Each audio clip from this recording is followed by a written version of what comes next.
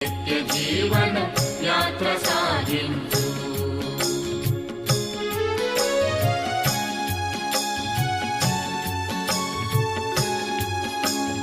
భక్తితోడ భగవంతుని తలచుచు నిత్య ధర్మమును నిర్వర్తించిన అట్టి జనకునకు రాజయోగములో అందరాని మోక్షంబు పొందెనే.